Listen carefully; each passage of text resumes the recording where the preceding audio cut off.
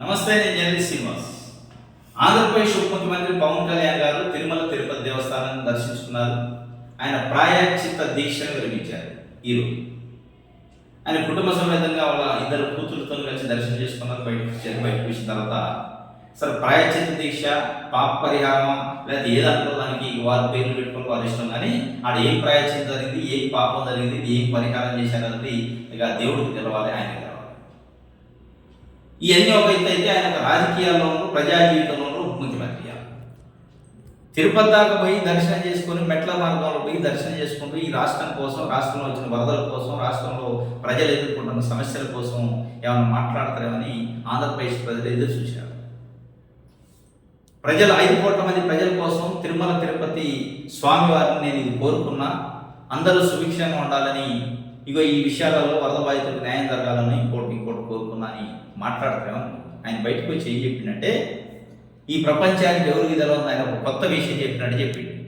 నరేంద్ర మోడీ గారు కర్మయోగి. ఎవరు చెప్పారు? దాంట్లో ఏముంది? నరేంద్ర మోడీ గారు కర్మయోగి కాదా పక్కన పెడితే ఆయన ప్రధానమంత్రి, ఈ దేశానికి 3వసారి ప్రధానమంత్రి అయ్యాడు. ప్రధానమంత్రిగా ఎన్నుకున్నారు దేశ ప్రజలు, ఈ దేశానికి సేవ చేయాలి. ఈ కర్మయోగులు, కర్మ సిద్ధాంతకర్తలు, వీటి గురించి ప్రజలు కోరుకోవట్లేదు, అడగలేదు, వాళ్ళు ఆశించట్లేదు. ప్రజలు ఆశించేది నరేంద్ర మోడీ గారి నుంచి కానీ, ఇటు చంద్రబాబు నాయుడు గారి నుంచి కానీ, లేదా మీ గురించి పవన్ కళ్యాణ్ గారు ముఖ్యమంత్రి నుంచి కానీ కోరుకునేది, ఆశించేది అభివృద్ధిని, సంక్షేమాన్ని, రాష్ట్రాన్ని ముందుకు తీసుకోవడాన్ని, ప్రజల ఆకాంక్షలు అవి ఉంటాయి.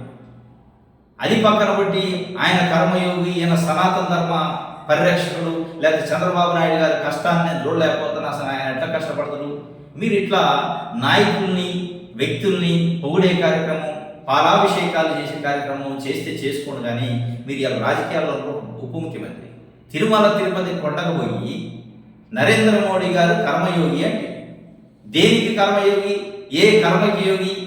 ఏం చేసింది? ఆయన రాజకీయ నాయకుడు. మీకు కర్మయోగిలా కనిపించవచ్చు. కర్మయోగులు ఎవరుంటారు? హిమాలయ పర్వతాల్లో ఉంటారు. కర్మయోగులు ఎక్కడ ఉంటారు? మఠాలలో ఉంటారు, రాజకీయాల్లో ఉంటారు. మీరు రాజకీయాల్లో ఉండి కాషాయ వస్త్రాలు ధరించి అడ్డబొట్లు పెట్టి, నిలువుబొట్లు పెట్టి నేను సనాతన ధర్మాన్ని రక్షించడానికి వెళ్తున్నా అంటున్నాను. మోడీ గారిని వాళ్ళు అందులో కలిపారు కర్మయోగి. ఇవి కాదు ప్రజలు కోరుకుంది. మీరు కర్మయోగ్యా, లేదా మోడీ గారు కర్మయోగ్యా, లేదా చంద్రబాబు నాయుడు గారు కర్మయోగ్యా, లేదా మీరు సనాతన ధర్మ రక్షకుడుగా ఈ భూమి మీద పుట్టారా కోరుకోవట్లేదు. మీరు ఒక మార్పు కోసం నేను రాజకీయ పార్టీ పెట్టిన, రాజకీయాల్లో పెను మార్పులు తీసుకొస్తాను, సామాజిక న్యాయాన్ని పాటిస్తాను, సామాజిక న్యాయం కోసం నా జీవితాన్ని అంకితం చేస్తాను, నా పార్టీ దానికే ఉన్నది. సామాజిక న్యాయము, అదేవిధంగా సనాతన ధర్మము ఒకే వరలో విమడదు. ఈ రెండు ఒకే వరలో ఇమ్మడిని కత్తులు. ఒకవైపు సనాతన ధర్మం అంటున్నాం అంటేనే సామాజిక ధర్మాన్ని విఘాతం కలిగించినాడు. సనాతన ధర్మం ఏం చెప్తుంది? నిచ్చెన మెట్ల కుల వ్యవస్థ అని చెప్పింది. సామాజిక ధర్మం ఏం చెప్తుంది? సామాజిక న్యాయం, కుల వ్యవస్థ ఉండొద్దు, కుల వివక్ష ఉండొద్దు అని చెప్తుంది. ఈ రెండింటికి ఎట్లా పొందడం ఉంటుందని మీరు చెప్తున్నారు. మీ నోటికి వచ్చింది మాట్లాడితే ప్రజలు ఏమర్థం చేసుకోవాలి? మీ అభిమానులు, మిమ్మల్ని అభిమానించేవాళ్ళు, మీ పార్టీ కార్యకర్తలు ఏమర్థం చేసుకోవాలి? మీరు సనాతన ధర్మం మీద ఉన్నారా, సామాజిక న్యాయం మీద ఉన్నారా?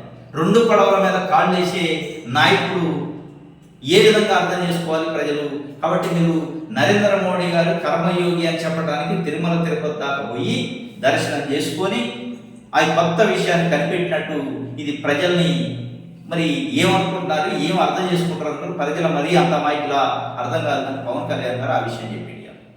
ఇది కాదు కావాల్సింది, ప్రజల గురించి మాట్లాడండి. యోగుల గురించి, మఠాల గురించి, ధర్మాల గురించి కాదు మీరు మాట్లాడాలి. మీరు రాజకీయ నాయకులు. కాబట్టి ఇది ప్రజలు ఇవాళ కోరుకుంటుంది. 5 కోట్ల మంది ఆంధ్రప్రదేశ్ ప్రజల ఆకాంక్షల మేరకు మీరు వ్యవహరించాలి, మాట్లాడాలి అనేది ఇవాళ కోరుకుంటున్నారు. ఇది ఈరోజు తిరుమలలో జరిగిన అప్డేట్. Thank you.